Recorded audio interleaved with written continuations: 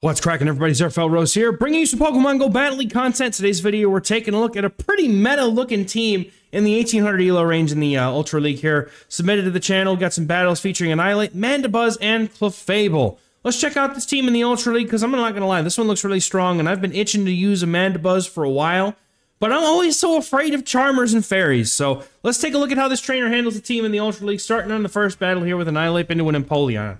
Let's go. Nice lead. Opponent stays in. They may be weak to the Annihilate here. And then the opponent immediately swaps into a Poison Jab, Alolan Muck. They're definitely a bit core broken, but the nice thing here about the opponent swap, well, I guess not nice for this trainer, but the opponent is going to be able to resist all the moves from the Annihilate. Now, this Mandibuzz is running Foul Play. It's definitely preference depending on your pacing, but in my opinion, it's usually better to run Aerial Ace and Dark Pulse. Dark Pulse just hit a little bit harder for just one more fast move, and just that extra damage in a bulky Ultra League really is helpful. Now, you'll notice in this Shoutcast, we do have IVs available for the Pokemon.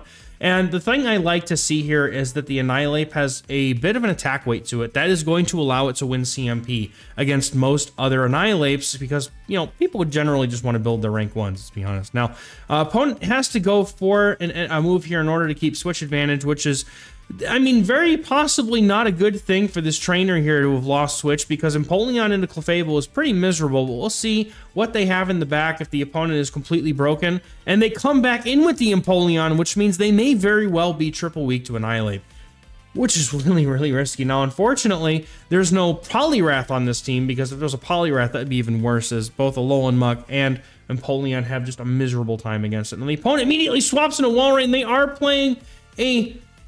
Okay, you know what? I'm not judging nothing. All right, that's it. All right, it's Frost Breath, I believe, on the Walrein, and I don't know. Just once again, TMs, they're hard to come by these days. Getting into the next battle, we've got a Fire Spin Charizard. You know, and I'm not gonna say, like, I don't.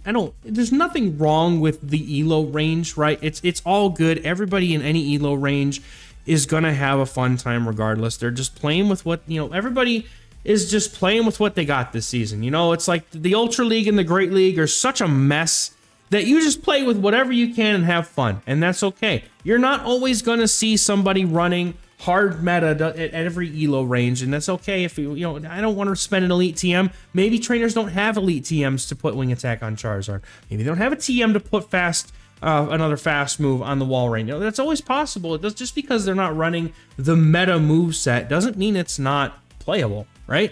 So Fire Spin Charizard is, however, taking names. Both shields down. Mandibuzz is not going to have a good time here, taking all those Blast Burns. Coming in with the Clefable here to absorb a Dragon Claw, which is a very nice call here as the opponent goes and throws right away. Do they have enough? They may not have a Blast Burn loaded here. Dragon Claw, maybe. Oh, no, they have the Blast Burn. Never mind. I'm a bozo and I can't count. Clefable is now pretty low here, having to throw, unfortunately, CMP tying with this Charizard. Even if this is a Dragon Claw, it's going to be enough. But Annihilate now can farm down here. And you just got to hope with two shields that you can beat whatever's in the back. Opponent comes in with an Origin Form Giratina running Dragon Tail. That is spice, and I love it. I'm a big fan of Origin Form Giratina in just about any league that it's in. Really nice timing here as well, throwing on 4 counters and not throwing the move right away. So Night Slash is going to KO, and we get the boost, and the opponent has a Roserade in the back running, I think that's Mystical, is that Mystical Leaf? Is that what that is? I don't know the animation, but I think it's Mystical Leaf. But anyway, going to be able to get the Shadow Ball off with that boost, and that's going to do a ton of damage. And take the game. Next game, we got Swampert on the lead. Got to stay in most likely with this Annihilate because the Annihilate has a decent matchup here. Looking to try and catch Hydro Cannon on the Mandibuzz. The opponent goes for a move anyway. So this is all well and good. They just have more energy than you hope they would. And Clefable really doesn't want to come into this, but opponent pops in with a Skeledirge here. Unfortunately, throwing on 2 Snarls allows nearly a full Incinerate through. You're going to want to throw on either 1 or preferably on 3 if you can. because if you throw on 2, that comes on turn 6, which is 1 turn after the Incinerate ends, which means that basically Skeleturge gets a whole Incinerate just about for free. So when you're doing these 3-turn moves, right, you want to definitely be throwing towards the end of the Incinerate if you can. Opponent has a Togekiss. Perhaps they may have misclicked, or maybe they just thought that Skeleturge with that Fairy-type Disarming Voice was going to have a better matchup against the Mandibuzz. But now this is looking pretty scary because a 2-shield Charm Togekiss is not looking good to me. So, opponent staying in with this thing. Clefable has to come in. It does threaten a one-shot with those Meteor Mashes, but you see it already, dude. Those charms are just ripping through.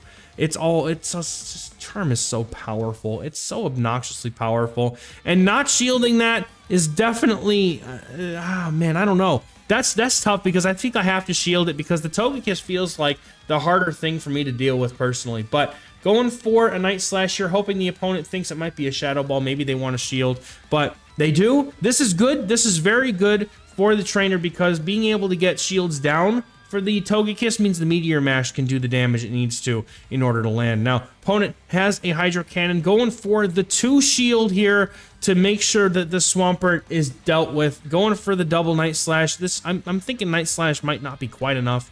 It might be, though. I could be wrong. No, never mind, that's enough. Who am I kidding? Going for a Shadow Ball. Can you get to the Shadow Ball? No, we're gonna save it for later. Moonblast coming through, or not Moonblast. Meteor Mash is coming through, and that is gonna do enough damage to KO the Togekiss from this range. Get into another one right before the Togekiss charms down the Clefable. Squeaking out with Clefable, able to hit that Meteor Mash on the Togekiss and get that. That's a good game. Getting into the next battle, we got Guzzlord. This is not a bad matchup, but the charge moves really don't go anywhere. So going into Clefable here on a safe swap to try and catch a move. Successful in catching the move, and the opponent, well, I'd hope they have Fairy counters in the back running Guzzlord in the lead, and they have a Golem with Rock Throw. That's going to be, I mean, it's not a terrible response here because the fast move pressure is definitely going to get through this Clefable before the Togekiss. My mind is still on Togekiss, dude. The Golem's fast move damage is going to be able to get through this Clefable before the Clefable can get through with these charge moves. There you go. I got there. I got there eventually. Meteor Mash going to get a shield, but the opponent is being weak to counter here. Annihilate can easily just come in and really just counter down here and have energy. Now, the only problem here is that energy is not going anywhere when it comes to the Guzzlord. So you have to make a shield call here. This is going to be the Wild Charge. Could be Rock Blast, but I probably would have shielded it too, to be completely honest. The opponent comes back in with Swampert. Makes some sense here. And now, unfortunately, Mandibuzz is going to be stuck up against the Guzzlord. And this is not an ideal situation for a Mandibuzz to be in. Even though those Aerial Aces can, you know what? I understand. I don't have a whole lot of elite TMs either, so Muddy Water, trainers, if you don't have the elite TMs to put Hydro Cannon on your Swampert, the next best thing that I would recommend is just use Surf. Surf is the same energy.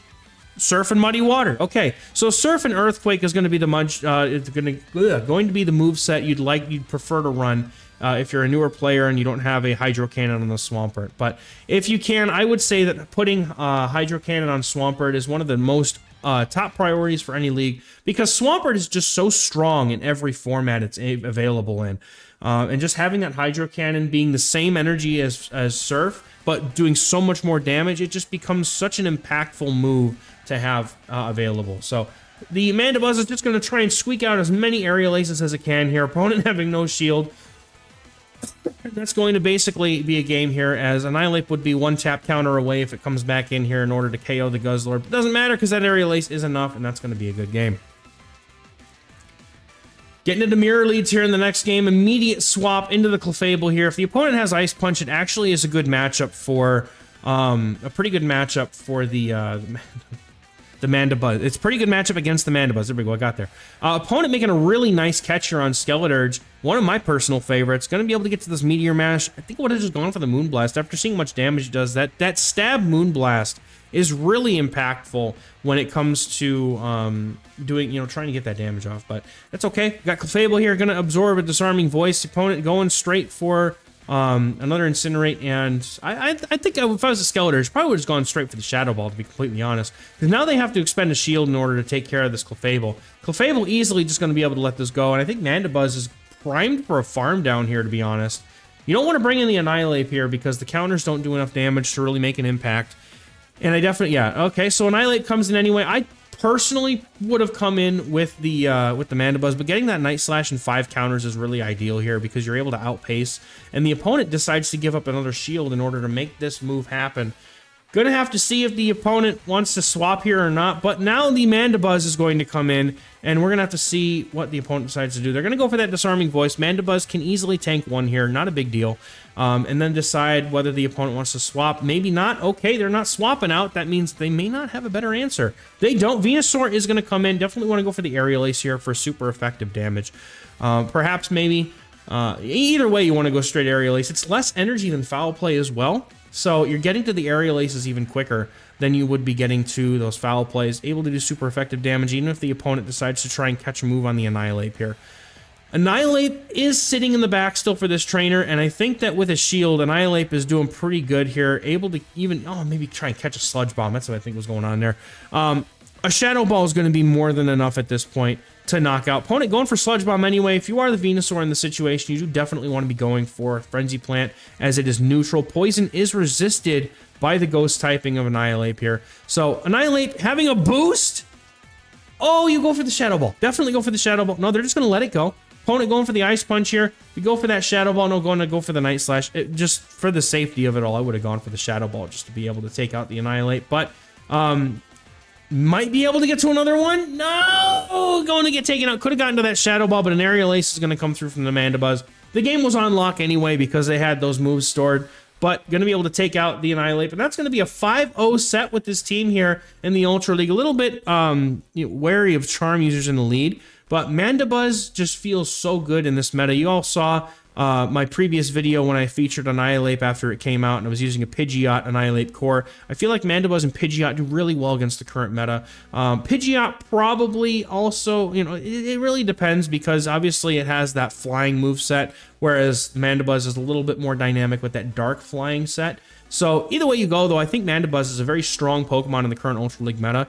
And I mean, this team just obviously proves it. Now, I know, y'all are going to be like, oh, it's 1800 ELO. Who cares? It's still going to work regardless of what ELO you're in because I've played in all the ELO ranges from, 2300 all the way up to 3000 this season. So I can say that Mandibuzz has been fairly good this whole season. So with that, I'm going to leave it with you guys for this video. Thank you for watching. We'll catch you in the next one. Bye-bye.